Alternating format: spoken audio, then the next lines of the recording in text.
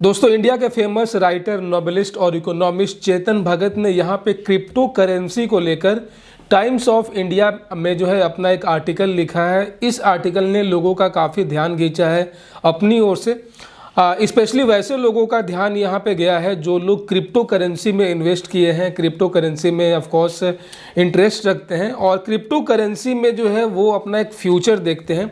तो उसको लेकर यहाँ पे काफ़ी कंट्रोवर्शियल कमेंट आया है चेतन भगत की ओर से और उन्होंने एक प्रॉपर जो है यहाँ पे एक आर्टिकल लिखा है टाइम्स ऑफ इंडिया में। और आप तो जानते ही हैं कि लेखनी में जो है चेतन भगत का कोई तोड़ नहीं है। उनके बहुत सारे नॉवेल्स जो हैं वो आए हैं मार्केट में, कई सारे उनके नॉवेल्स के ऊपर तो फिल्म बन चुके हैं। देश और दुनिया में उनका काफ़ी नाम है, इकोनॉमिक्स पे काफ़ी अच्छी पकड़ रखते हैं। तो ऐसे समय में जहाँ पे क्रिप्टो करेंसी ऑलरेडी इतना क्रिटिसाइज़ हो रहा है, बहुत सारे क्रिप्टो करेंसी के जो एक्सचेंज कंपनियां होती हैं वो लगातार बंद हो रही हैं, धाराशाही हो रही हैं, उन सभी के बीच में जो है चेतन भगत जैसे एक बड़े नाम का इसके ऊपर एक ऐसे विषय पे जो है एक आर्टिकल, ये अपने आप में काफ़ी चौंकाने वाला है। और चौंकाने वाला इसलिए है क्योंकि इस आर्टिकल का जो टाइटल है वही अपने आप में काफ़ी यूनिक है और वो है क्रिप्टो इज़ नाउ डेड। जी हाँ guys, crypto is now dead मतलब सीधे सीधे यहाँ पे चेतन भगत ने टारगेट करके बोला है क्रिप्टो के बारे में कि क्रिप्टो अब पूरी तरीके से ख़त्म हो चुका है। क्रिप्टो का जो एक तिलिस्म था, क्रिप्टो का जो एक बबल था वो अब टूट चुका है, इसका भांडा फूट चुका है और एक बहुत हद तक लोगों के साथ जो स्कैम हुआ है, लोगों के साथ धोखाधड़ी हुआ है, क्रिप्टो में इन्वेस्टमेंट के नाम पे, क्रिप्टो में पैसे डबल होने के नाम पे जो है लोगों ने अपने असली पैसे, ओरिजिनल पैसे को देकर नकली पैसे खरीदे इस उम्मीद में कि आने वाले समय में जो है क्रिप्टो के थ्रू मैं ज़्यादा अर्निंग करूँगा, ज़्यादा रेवेन्यू जनरेट करूँगा।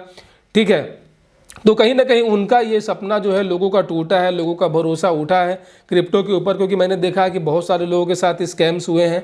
इवन जो नेटवर्क मार्केटिंग वाले होते हैं, एमएलएम वाले, जो कि अपने फ्रॉड के लिए फेमस हैं, उन लोगों ने भी जो है क्रिप्टो को अपने अंदर जोड़कर जो है स्कैम का एक नया जरिया ढूंढा था। और इसमें आपको पता होगा रॉयल क्यू नाम का एक ऐप आता है जिसने जो है पहली बार जो है क्रिप्टो करेंसी को एमएलएम के अंदर लाया था और लोगों को ये बोला था, इनफैक्ट ये झांसा दिया था कि हमने एक ऐसा रोबोट तैयार कर लिया है रॉयल क्यू के अंदर, जो रोबोट जो है आपके लिए ऑटोमेटिक ट्रेड करेगा।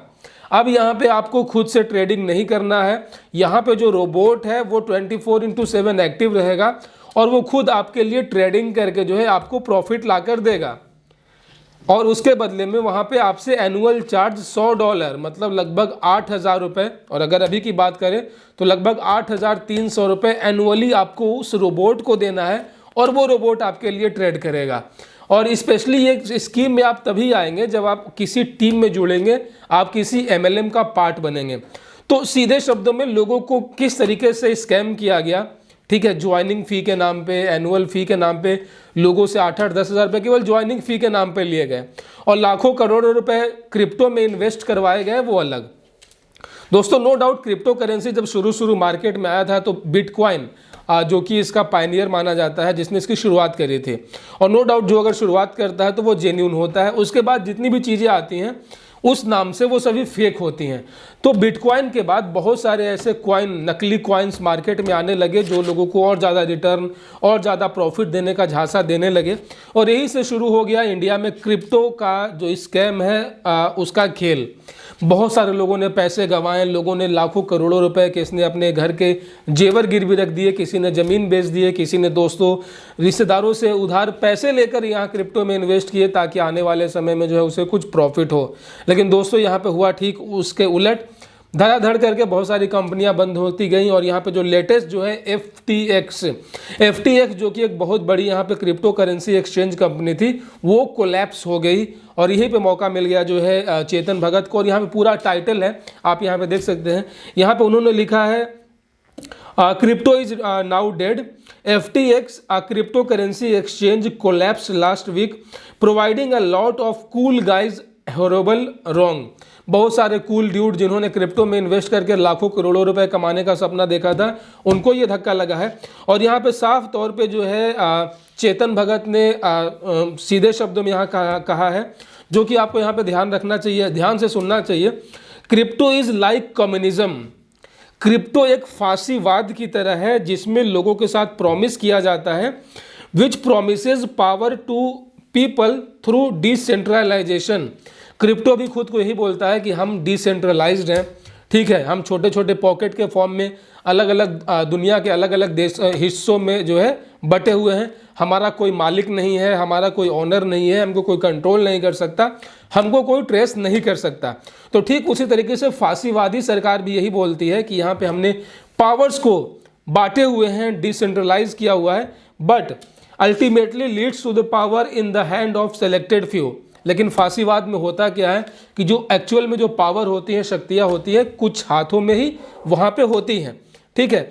जो कुछ पावर्स होते हैं, डिसीजन मेकिंग पावर्स होते हैं, वो कुछ ही लोगों के हाथ में होती है। जैसे मल्टी लेवल मार्केटिंग में बोला यह जाता है कि आपका अपना खुद का बिजनेस है, आप इंडिपेंडेंट डिस्ट्रीब्यूटर हैं, लेकिन एक्चुअल में जो पावर्स है वो तो जो कंपनियों के मालिक होते हैं उन्हीं के हाथ में होते हैं। वो जब चाहे आपकी आईडी को टर्मिनेट कर देगा, आपको फायर कर देगा। तो ठीक उसी तरीके से जितने भी ये क्रिप्टो करेंसीज हैं, ये भले बोलती है कि हम ब्लॉकचेन टेक्नोलॉजी को फॉलो करते हैं, हम डिसेंट्रलाइज हैं, लेकिन एक्चुअल में पावर तो इन कंपनियों के ओनर्स के पास ही है। जिन लोगों ने इस कॉइन को ईजाद किया है, इन कॉइन का शुरुआत किया है, एक्चुअल में तो सारा कंट्रोल उनके पास है, आपका सारा डेटा तो उन्हीं के पास है।